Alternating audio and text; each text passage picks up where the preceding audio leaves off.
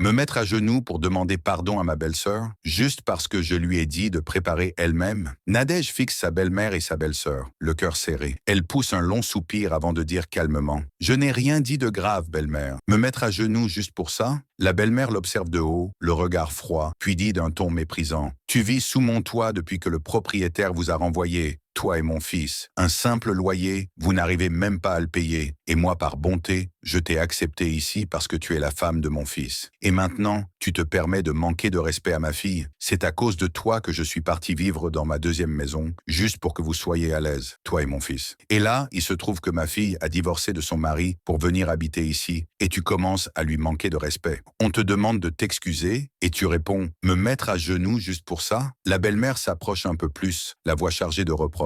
Là où tu es aujourd'hui, tu n'as rien, Nadège. Moi, à ton âge, j'avais déjà construit ma maison. Regarde-toi. Pas de terrain, pas d'investissement. Ma fille, à côté ici, a déjà un terrain à son nom. Et cette maison, elle lui appartient autant qu'à ton mari. Donc oui, Amélia a le droit de te dire que tu as mis trop de sel. Reviens sur terre, ma petite Nadège. Présentement, tu es chez elle. Ne l'oublie pas. Maintenant, excuse-toi rapidement. Nadège garde le silence un instant, puis répond d'une voix ferme: « Je ne vais pas le faire, belle-mère. Je n'ai rien dit de mal. Je ne l'ai pas insulté, ni frappé. » Nadège se lève lentement, jette un dernier regard à sa belle-mère, puis quitte le salon. La mère d'Amélia, stupéfaite, la regarde s'éloigner. Franchement, elle est mal élevée, cette fille. Quel manque de respect. Une belle fille qui ose tourner le dos à sa belle-mère. Du jamais vu. « Ah, je t'avais dit, maman, qu'elle est impolie, » réplique Amélia, en levant les yeux au ciel. « Mais ne t'inquiète pas, je ferai tout pour que cette maison devienne un enfer pour elle. » Après plusieurs heures de discussion entre mère et fille, la belle-mère finit par partir. Amélia monte dans sa chambre, l'air vexé. Pendant ce temps, de l'autre côté, Nadège s'apprête à partir au travail. Après s'être préparée, elle prend son sac et quitte la maison. Arrivée à l'atelier, elle demande à son apprenti: « Quelqu'un est venu me chercher ?»« 2 clientes, madame. Elles ont dit qu'elles repasseront. Les heures passent. En fin d'après-midi, Nadège va chercher ses enfants à l'école. Le soir, Raoul quitte le travail et les rejoint pour rentrer ensemble à la maison. Une fois rentrée, Nadège demande aux enfants d'aller se doucher. Elle entre ensuite dans la chambre, se dirige vers son mari, qui s'apprête à prendre sa douche, s'approche et dit d'un ton posé: « Ta mère est venue ce matin. » Nadège pousse un soupir, marque une pause, puis continue: « Elle m'a demandé de me mettre à genoux pour demander pardon à Amélia. Être silencieuse ne veut pas dire être faible, mais refuser l'humiliation, c'est savoir se respecter. » Retrouvez la suite sur Betica Story.